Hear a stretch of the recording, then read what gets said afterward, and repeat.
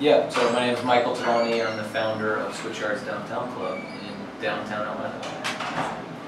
So what are 3 words that you would use to describe Atlanta today? I think raw. I think downtown's pretty, it has a lot of potential. When I say raw, it's crazy to think that's raw because it's like the original core of the city, but so I think raw, potential, and authenticity. Yeah. Yep. Awesome. So you're an Atlanta native, and what does kind of Atlanta mean to you, and like where, as a background and a history perspective, and then where do you see it going in the future? Yeah, so I think my favorite part about Atlanta is the quote that we have on the side of Switchyards, which is Atlanta isn't perfect. It's a Ryan Gravel quote. Atlanta isn't perfect, but you can have a hand in what it's going to be when it grows up, and that's kind of fun. You can have kind of an impact on molding it. And so the way I would describe Atlanta to someone who's lived here or someone who's never been here before is that Atlanta is kind of the perfect city in that it has kind of this blank slate where you can kind of make an impact, but yet you have kind of all the tools here to like make something happen. And so I love other cities. Like I'm a huge fan of kind of urban lifestyle and kind of walkability. And so I love New York and I love San Francisco, and Atlanta certainly is way behind other cities in terms of some of those elements. But I think Atlanta has this opportunity right now, and as an entrepreneur, as a founder, as what I like about Atlanta is you can feel like you can kind of be a part of this impact. The reality is Switchyards, if it were dropped into New York City right now, it would just be like this small little. I mean, it's a small little thing in Atlanta, but it would barely make a dent into that city. Whereas in Atlanta, I feel like Switchyards being in downtown Atlanta, like there aren't many Switchyards in downtown Atlanta, and so we kind of stand out. And so I actually like that. As a founder and as an entrepreneur, I really like that part of Atlanta, is that you can pretty quickly make an impact. We have this kind of thing that we say around here a lot, that no matter what we focus on, so if the 3 of us right now focused on opening a pizza restaurant, like within 6 months, 9 months, a year, you can be a top 3 pizza restaurant in Atlanta. And so that's what you get with kind of a small town feel, but it's also a big city. So that's awesome. What do you want the world to know about downtown Atlanta? I think downtown Atlanta over the last 50 years, people have been moving away from downtown Atlanta. So call it from the mid 1900s to 2000, people were kind of moving away from downtown. I think downtown Atlanta will be the next great neighborhood in Atlanta, and that's funny to say because it was the original neighborhood in Atlanta. But my kind of biased belief is that downtown has these kind of bones and authenticity and density that nowhere else has. And so I want people to know that it's possible here. Like I think, I took like a big leap of faith by buying this building. I've never bought a building before. It was the only time I've ever done anything like this before. I'm going to end up dedicating 10 years of my life or more to this project. And where we bought the building is a big part of that. And so the bet that I made was that downtown can support something like this, and it'll be a good backdrop for something like Switchyards. Now, if Switchyards is a raging success, it wasn't all because of downtown. If Switchyards was a massive failure, it's not all because of downtown, but downtown's a big part of the story that we tell here. We named the building has downtown in it, so it's a big part of it. And it's because I think over the next 50 years, 100 years, downtown will kind of reclaim its title as kind of the center of Atlanta. But that means it needs to be the center of Atlanta culturally, from lots of different perspectives. And right now it's not, but it feels like it's really close. And it feels like that potential's there. Yeah. What do you think are the things that could get it to that point that you're talking about? It is the spot, It is the epicenter, and it is back to its roots. Yeah. So if I were the mayor of Atlanta right now, I would, and I think Kasim Reed's done an amazing job, and we're big fans of his. But if I were the mayor of Atlanta, and again, this is from a biased perspective, I would take all of the unused property in downtown Atlanta, and there's tons of it. And I'm not even talking about just the parking decks and lots. I'm talking about just underutilized property, buildings that are vacant, you know, buildings that are half full. And I would heavily incentivize people like me, entrepreneurs, founders, risk takers, business owners, whatever incentives need to happen to get them to start their business downtown. So I wasn't given one penny of help to move Switchyards here, and I didn't want it. I wasn't seeking it. I wanted to kind of do it on my own. But there's lots of people that would kind of move their business here, but they need a little bit of an extra, you know, push. And I mean, I think downtown needs 10 more Switchyards, and not exactly what Switchyards is doing, but we need cultural centers, we need things that are really interesting happening in downtown. So a brewery needs to be lured to downtown Atlanta. A great restaurant needs to be, not for tourists, not one that's catering towards the hotels, but a real great local restaurant. Like, get that chef to move a restaurant in downtown Atlanta, and it's possible, like, they can do it. Show them the Switchyards, like, show them around the interesting good things that are happening here. But we need that density of kind of things happening here. And part of this is like it's just like a feel thing, so it needs to have that kind of it factor. We just need like good things here. And we all know what we're talking about. Like, you know, Pond City Market as an example was heavily curated. Like, the restaurants that are in there was intentional. It's like they didn't just let any fast food restaurant move in there. They were really intentional about what was there. And I think downtown buildings and locations needs that same curation. And there's no reason like why downtown can't have it. There's great bones to downtown, great buildings, great walkability, great everything. But I think some founders and entrepreneurs need a little extra bump to, you know, if they're considering something along the Beltline or downtown, they might need a little extra bump to move downtown. But once they're here, then I think Switchyards plus this, plus this, plus this, and you do that 10 times over, and now you have kind of the buzz that we need. So we need kind of a buzz. I mean, everyone that comes to Switchyards for the first time is blown away and they think it's interesting. We need more of those downtown. Yeah, that's awesome. So you talked about walkability, and in one of your events you also mentioned the bike racks in the front of Switchyards, and how there's just these rows of bikes.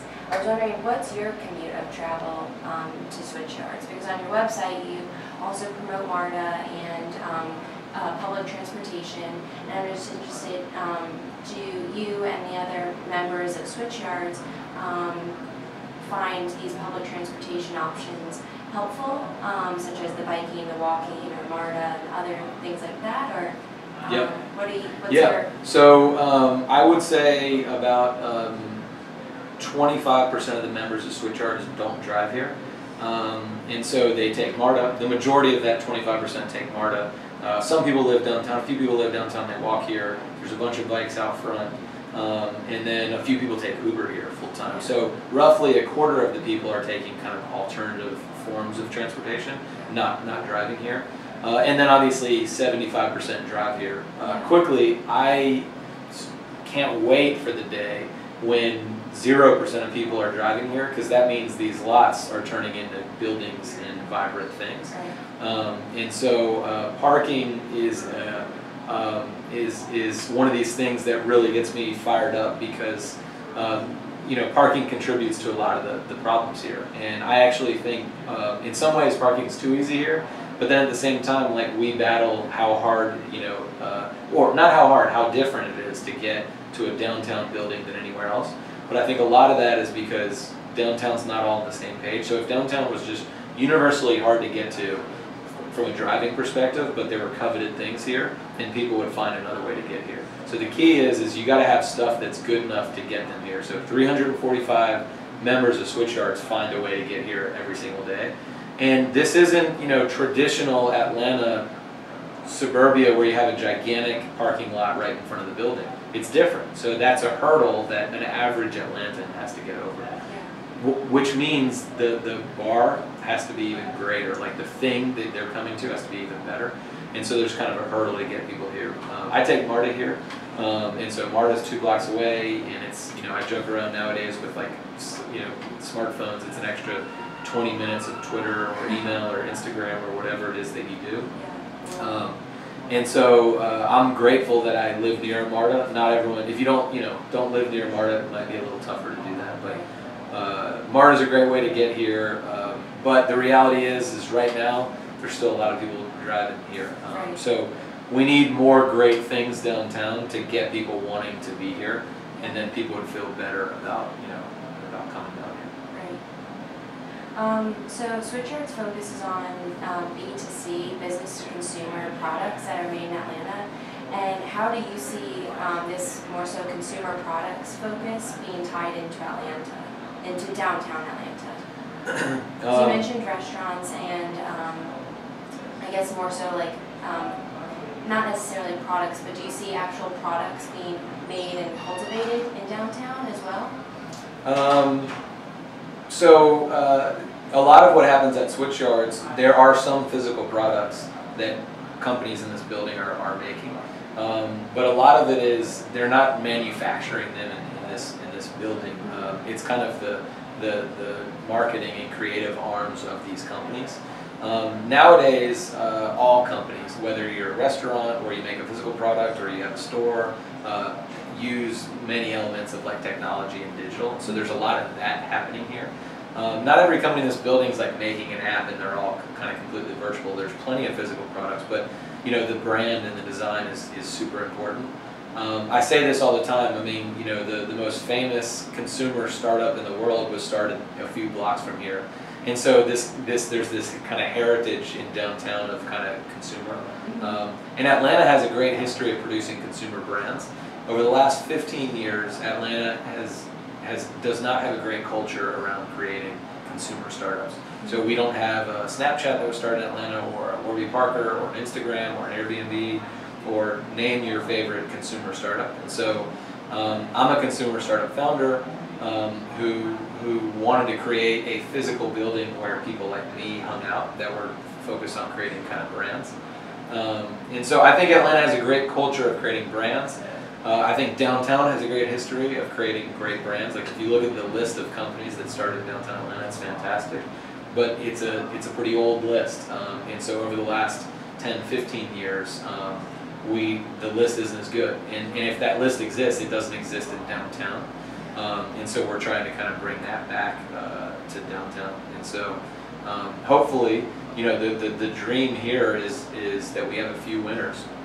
And those winners like proudly started in downtown Atlanta. And so people ask all the time, like, or I think frequently, how can I personally most help Atlanta? And I think the way I can do it is produce some great startups out of this building that become these kind of flagship companies of the city that people associate the city with. So I went to Seattle recently, and think about the brands that are associated with Seattle. And this isn't the Chamber of Commerce or the Downtown Association or the mayor talking about it. This is just the brands that existed in those cities are great pulls for that city. If you think about Amazon or Microsoft or Starbucks or Zillow or Nirvana, like those things, matter to when people think about the perception of a city. Right.